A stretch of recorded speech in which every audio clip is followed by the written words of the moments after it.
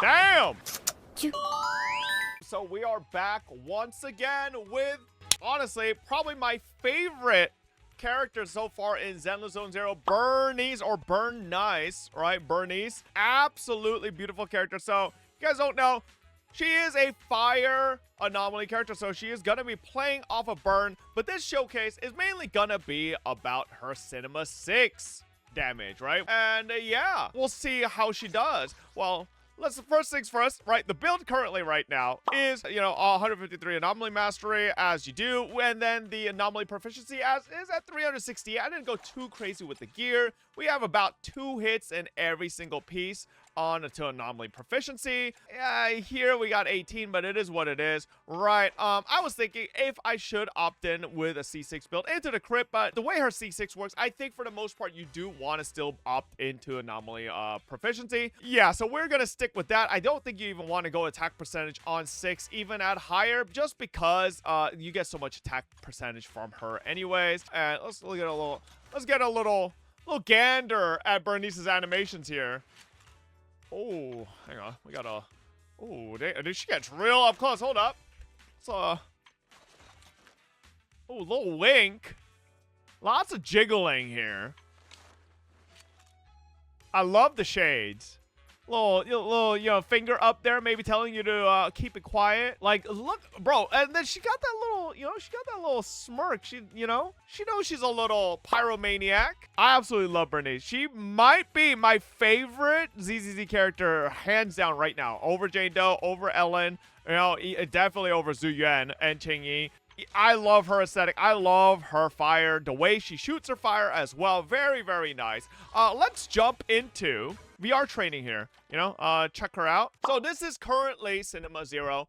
We're gonna jump into a little bit of a trial here. So as you can see, she basically has a meter here, right? And once you're above 50 heat, I believe you get into the nitro fuel cocktail state. So how you achieve that is you wanna EX kill, double shot, boom, bro. Look at that. You have full heat now. And once you're at full heat, you could actually hold her basic attack to get the, I believe it's the afterburn effect, right?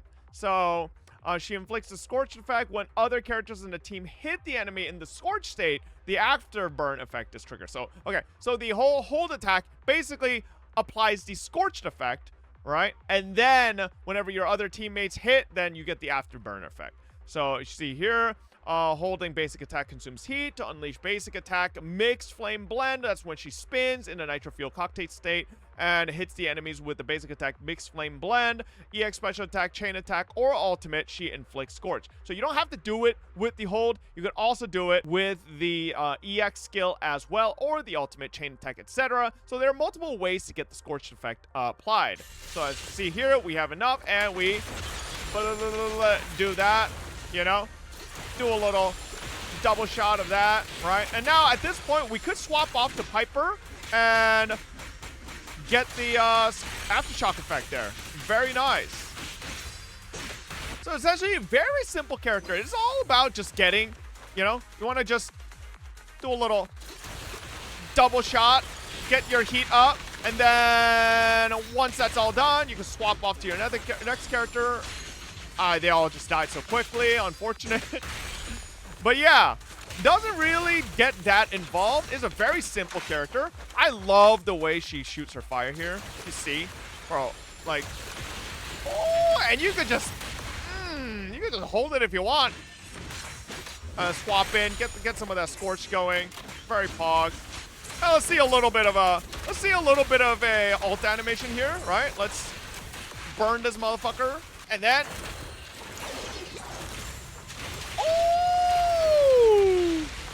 Absolutely fun character. But yeah, that is basically Burnice. I'm sure a lot of people have tried her in story quests as well. She is very, very fun.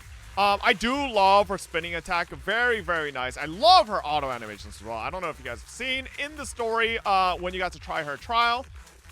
Just a little. So basically, her first auto, she gives you a little butt action in the back, right? You get a little bit of that. Her second auto, you want to look towards the front. And she, gives you a little Little panty shot. Ooh. Look at that. Right? Very nice. Anyways, enough gooning. This is something you'll also notice, right? You'll see my EX flicker when I do this. There's a brief moment in which you can actually get the double shot with, even though you don't have enough to actually do EX. It is very nice. It kind of makes her play very, very smoothly as well. But yeah, that's gonna be it for pretty much how Burnice is played. So essentially you want to, get your Scorched effect on, swap to your next characters, hit, get the, after burn going, yada, yada. Very simple. She's in, out, done, right? You can also get the Scorched effect or chain attacks, ultimates, whatever, right? As long as you have enough heat. And she basically burns, I believe, 8 heat every time she does, while in the nitro fuel cocktail state. When Burnice hits an enemy with a basic, the hold, the spin, the EX chain, ultimate, or whatnot, right? She applies the Scorched effect. Okay, so basically every time the afterburn effect is triggered, it actually expends 8 heat. It does last for a while if you're at full heat, right? That's about, give or take, what, 11? Is it 12? It's 12, right? Yeah, 12 hits of afterburn, which is more than enough time to, get your heat back up later. And this effect can trigger once every 1.5 seconds. Obviously, this scales up as you level up, but at max level, you're looking at 350% of Burnice's attack and accumulate fire anomaly buildup per afterburn effect, which is very nice. Every 10 anomaly proficiency she has as well increases afterburn damage by 1% up to a maximum of 30%. And let's check out her cinemas now, right? Her first cinema increases the limit of heat from 100 to 140. So that gives you a pretty decent amount of extra hits. I believe that's 5 extra hits, give or take. Might be wrong, of afterburn before you run out of heat. Letting you basically stay off of Burnice a little bit longer if you do want to stay off of her and, stay on Jane or something like that. Upon entering the battlefield, she immediately accumulates an additional 40 heat and increases the damage multiplier of afterburn effect by 100% of Burnice's attack. Additionally, the accumulated fire anomaly buildup from afterburn effect is increased by 25%. So, very, very nice quality of life from her Cinema 1. You do not only get an increased damage multiplier on the afterburn effect, right? You also get increased fire anomaly buildup from afterburn, which is very, very nice. We're looking at Cinema 2.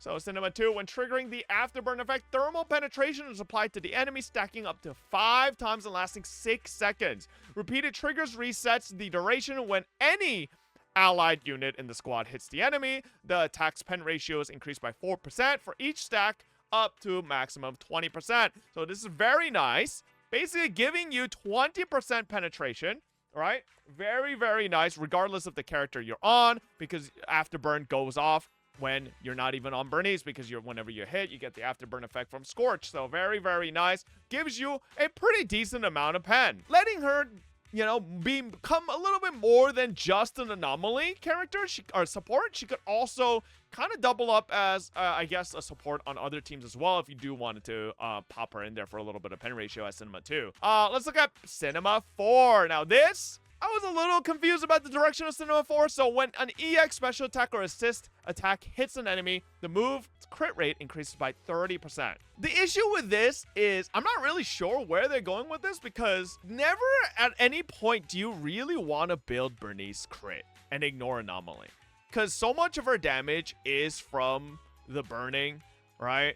And I feel like, especially as we look at Cinema 6, you'll notice, right? Because Cinema 6's additional hit, it's based on burning. You'll see. The max flame spray duration of EX special attack intense heat stirring method double shot is increased by 1 second. And then here is Cinema 6. We got when Burnice hits an enemy with the double shot, right? That's the EX special attack. It triggers on a special afterburn effect, dealing 60% of Burnice's attack. It's an basically extra little dot, right? Or damage trigger. This effect can trigger once every 0.5 seconds. This does not consume heat. That is the important part. After hitting an enemy with her EX, while the move is active, EX, the double shot, special afterburn, and burn effects will ignore 25% of the target's fire res. Very big. Basically giving you, on top of the pen, you get fire res shred as well. When EX special attack double shot Fire Blast hits an enemy. If that enemy is burned already, triggers an additional, this is where the Cinema 6 big damage comes from, an additional instance of burn damage equal to 1800% of the original damage. And this can be triggered once every 20 seconds for each target. So obviously, for bosses, it might not be the best because you're only getting a once every 20 seconds. But for a lot of trash mobs, you're literally going to burn them once and then hit them again, and then they just insta-pop because, you know, they're getting 1800% burn damage, right? Which is huge. So, going back into why I specifically said C4 was a little confusing to me, right, is because if you see this is specifically about the burn damage at Cinema 6, right? So, the burn damage this isn't Jane Doe, right? She's not really benefiting from crit at all, right? You pretty much just want to have as much anomaly as possible. So, having crit mixed here into crit, getting 30% crit rate, I feel like it's kind of some... it's just an extra cinema, I think, that really, you know, it's not anything crazy. I think the biggest part about Cinema 4 is the 1 second increased duration of the double shot, which is kind of nice, right? Gives you a little bit of extra damage, and you are getting, I guess, for that 1 second, a 30% increased chance to crit, right? You know, but it's not going to be the biggest thing. Definitely Cinema 6 here with the burn is going to be the biggest. So let's now go. So this is going to be Cinema 6 Burnice with 368 anomaly proficiency. This is a R1 weapon, right? So flame maker shaker. If you are soloing with her, all right, she does lose a little bit of the benefits of this, but I think that's fine because you'll be autoing anyways. You'll be regenerating energy regardless. Also, right, with the weapon, upon obtaining a damage increase effect, if the number of current stacks is greater than or equal to 5, then the equipper's anomaly proficiency increases by 50. So our anomaly proficiency is actually even higher. All right, so this is going to be Shiyu defense here, right? The stable Shiyu defense. This is going to be Burnice alone. The Bangbu is also level 1. I could go level up the Bangbu, but I just want to see purely just Burnice's potential at Cinema 6. Here we go.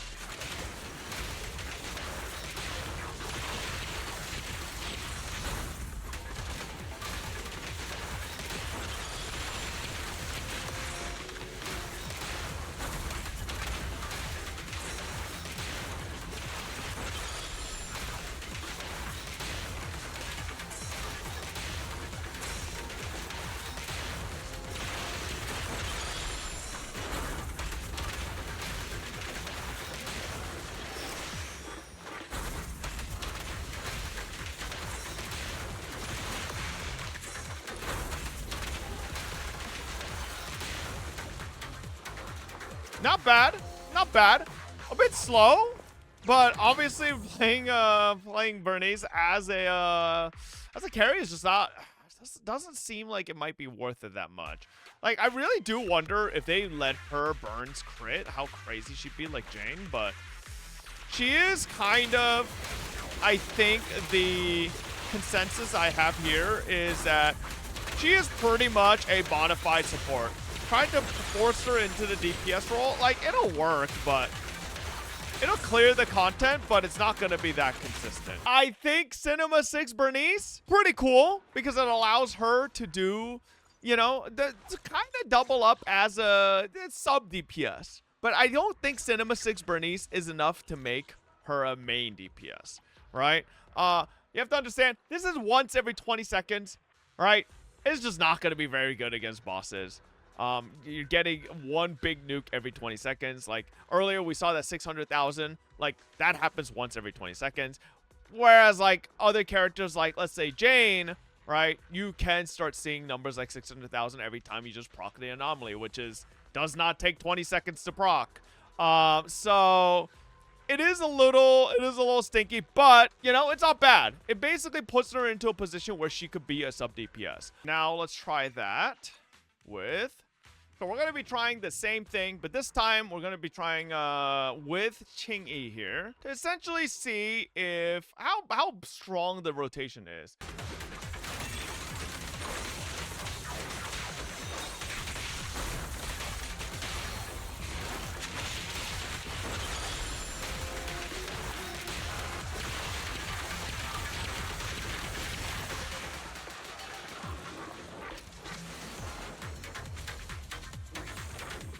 Damn. Okay, Burnice. Obviously, with a stunner, it feels well better. But why would you not be using a stunner, right? I mean, that's kind of crazy. Honestly, let's just do the TLDR right now. All right, this will be the conclusion of the video, chat, for Cinema 6 Burnice. So essentially, my thoughts right now is pretty much as a solo DPS, even at Cinema 6, it's not really gonna work. Well, you can clear content with it. It just won't be as fast as, obviously, characters like Jane Doe, because Jane is just an absolute monster, right? She is so good. But I think Burnice is still quite good.